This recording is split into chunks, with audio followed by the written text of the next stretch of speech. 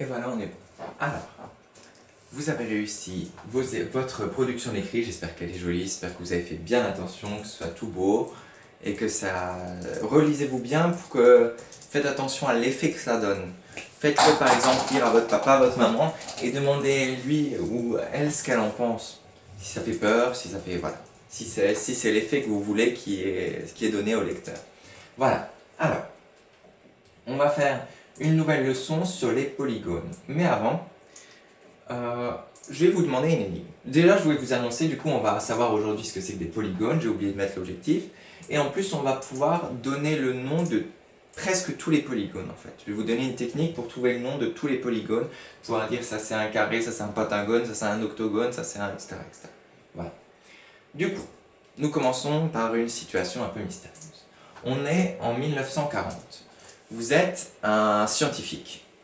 Vous êtes un scientifique, un historien, c'est-à-dire un scientifique qui est chargé de l'histoire. Et un de vos collègues historiens vous envoie ça. Et non, vous découvrez, pardon, vous êtes un historien, vous découvrez ce signe étrange sur un parchemin. Un ancien parchemin du Moyen-Âge qui a été un peu découpé. Il y a des écritures, mais il y a ce signe étrange. Et votre travail, ça va être d'appeler un professeur qui se trouve au sud de la France. Et vous allez devoir lui décrire exactement cette figure. Parce qu'à l'époque, vous ne pouvez pas lui prendre une photo, parce qu'il n'y a pas d'appareil photo, les téléphones, c'est juste des téléphones filaires, comme ça. Et du coup, vous devez lui décrire pour que lui, il puisse savoir à quoi cette figure ressemble, pour qu'il puisse faire des recherches aussi dessus. Ok, bref, vous êtes un chercheur qui avait trouvé ce signe étrange, vous devez le décrire à un scientifique qui vit dans le sud. Et du coup, vous devez lui décrire exactement comment c'est. Ok? Je vous laisse faire ça sur le cahier d'essai. Et on se retrouve pour la suite, mais faites bien ce travail. Et imaginez bien que c'est comme si quelqu'un était aveugle et que vous devez lui dire, tiens, voilà. Bref, allez-y, à tout de suite.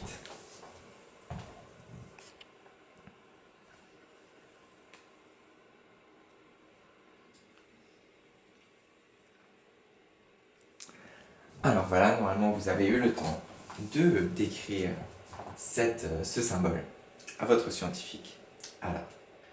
Alors, moi, je vais vous dire comment faire ça encore plus simplement, plus efficacement. Ok? Ceux qui ont des souvenirs de l'année dernière, vous vous rappelez que la pointe en haut de deux côtés, ça s'appelle un sommet. Ok, sommet, S-O-2-M-E-T. Du coup, on va commencer par, et ça, un trait autour d'une figure, ça s'appelle un côté. Ok.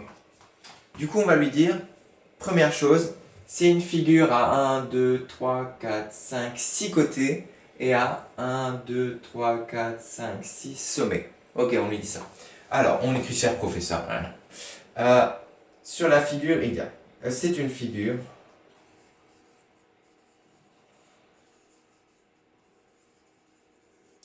à 6 côtés.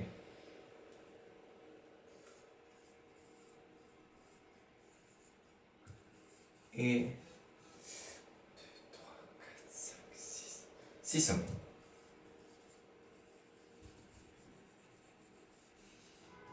Ensuite, on va lui parler des côtés. Alors,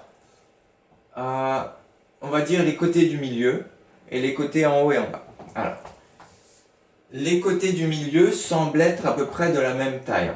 On regarde. Ouais. Ok. Alors, on va mettre côté milieu, même taille. Le mieux, je vous dis honnêtement, en classe, j'aurais fait le rôle du professeur et vous aurez dû me le dire et moi, vous me dire ce que je devais tracer. Et moi, j'aurais dû faire comme si j'étais le professeur qui était dans le sud. Mais bon, c'est pas grave. Tant pis. Côté au milieu. Comment dire? Côté, pas au milieu. Euh, Côté au centre de la figure, ouais.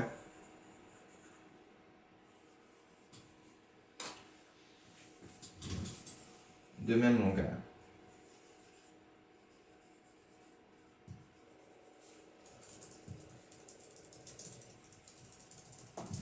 Et ceux du bas aussi semblent être de la même longueur.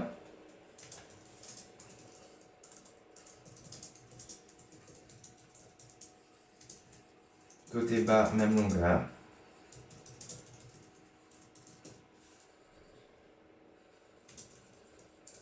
On va quand même lui dire que les côtés sont moins grands que celui du milieu.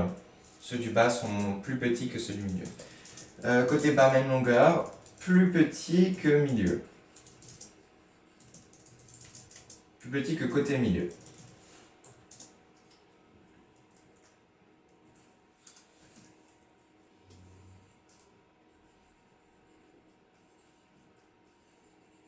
En vrai, il faudrait lui prendre carrément les centimètres et lui mettre 15 cm, 15 cm. Là, je crois que ça fait 10, je sais plus. Ok. Ensuite, pareil, côté haut, exactement la même chose, même longueur, plus petit que côté du milieu, mais plus grand que côté du bas. Plus grand que côté bas.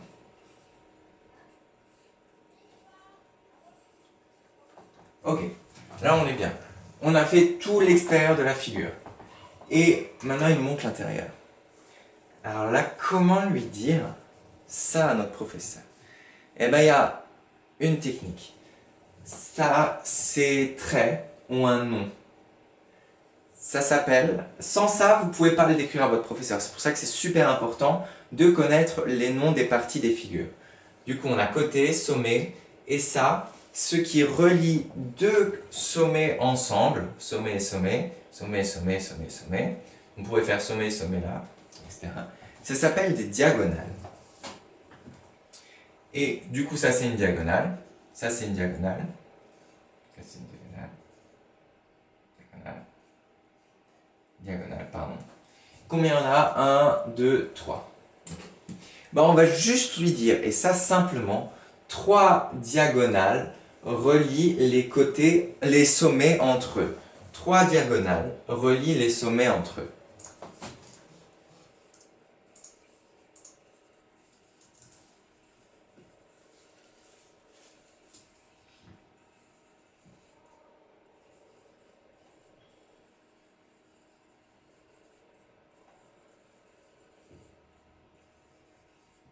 Et notre professeur, là, il est pas mal. Hein. Il a cette figure à 6 côtés, 6 sommets. Pouf, pouf, c'est bon.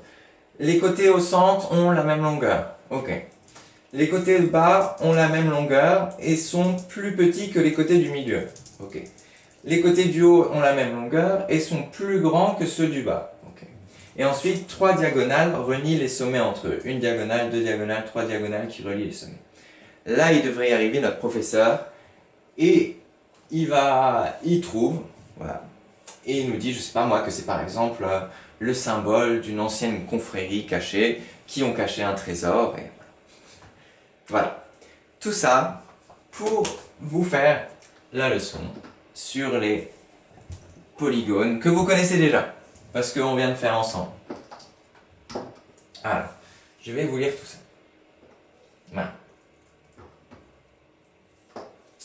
Et on va faire encore du grec ensemble, parce que j'aime bien, c'est sympa. Je regarde juste si la vidéo tourne. Oui, ça tourne, mais j'ai plus beaucoup de mémoire. Ok. Les mathématiques, nanana, vous continuez. Les polygones. Alors, polygone vient du grec polous, qui veut dire plusieurs, et gonia, qui veut dire côté. J'ai oublié d'écrire ça en...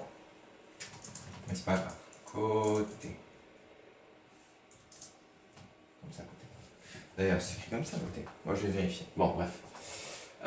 Polygone vient du grec polous, plusieurs, gonia, côté. Polygone, c'est donc une figure fermée à plusieurs côtés. Elle doit être fermée, un polygone. On va faire du coup une chose, on va écrire des choses qui ne sont pas polygones. Tiens. Je sais pas moi, bah ça a pas de côté, c'est pas fermé, c'est pas un polygone. Faire encore ça. Vous en créez aussi. Hein. Ça a des côtés, mais c'est pas fermé, c'est pas un polygone. Et aussi, toutes les choses comme ça, malheureusement, ce n'est pas des polygones non plus, avec des courbes. Ça doit être avec des traits droits, les polygones. Ça, c'est pas un polygone. Ça a une courbe. On va faire des polygones maintenant. Alors, shtouk, shtouk, shtouk, shtouk. Ça, c'est un polygone. On peut même dire que ça ressemble un peu à un rectangle, forme rectangulaire. On appellera ça un quadrilatère. On va voir ça après. On va faire un truc qui est un peu plus de côté. Voilà, là on a combien? 1, 2, 3, 4. Ah, on a 4 côtés. C'est aussi, voilà, c'est un quadrilatère aussi, ça veut dire 4 côtés. 1, 2, 3, 4. Ok. Vous pouvez faire aussi un triangle, des choses qui ont plus de côtés. Bref. Alors, le schéma pour utiliser le vocabulaire qu'on a appris avant. Ça, du coup, c'est des sommaires. On va écrire sommet.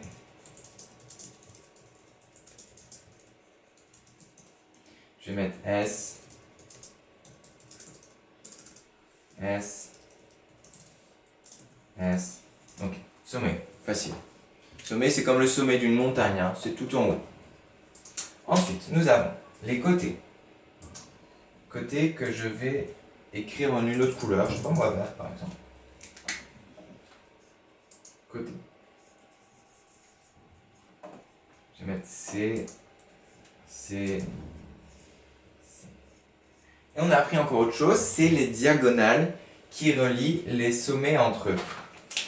Diagonales, on va faire en, je sais pas moi, bon, pour l'instant on les met en bleu. Mais après on va le faire en brun, tiens, je sais pas. Prenez la couleur qui vous plaît. Ça passe, ça passe, ça passe.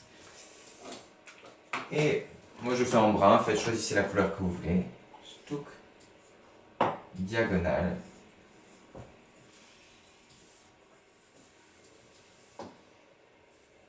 Diagonale. Oh, je vais mettre aussi D. Il y en a une deuxième. Là, je vais mettre D. Ok. Je regarde juste si... Vérification.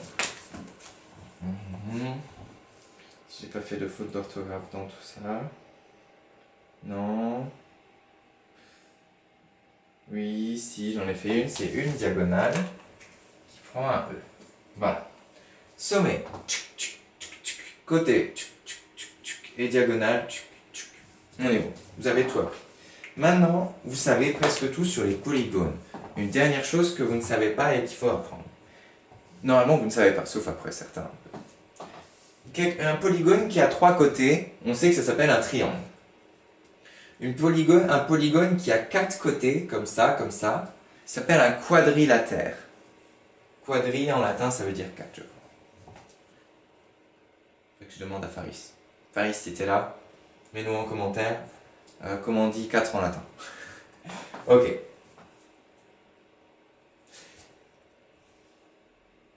Quattro. Bref. Ensuite, là, on passe du côté grec.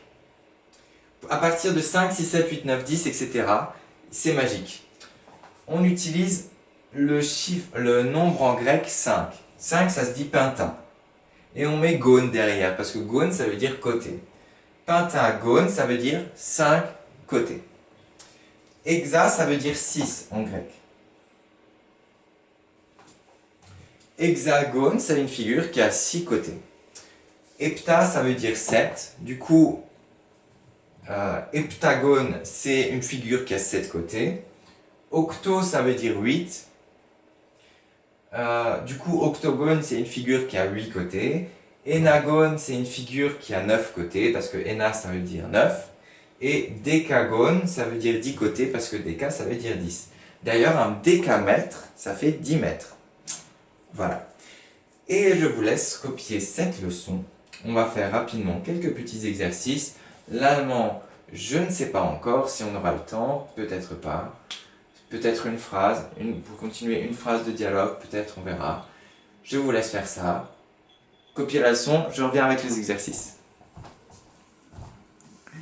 Et je fais un zoom pour les classrooms.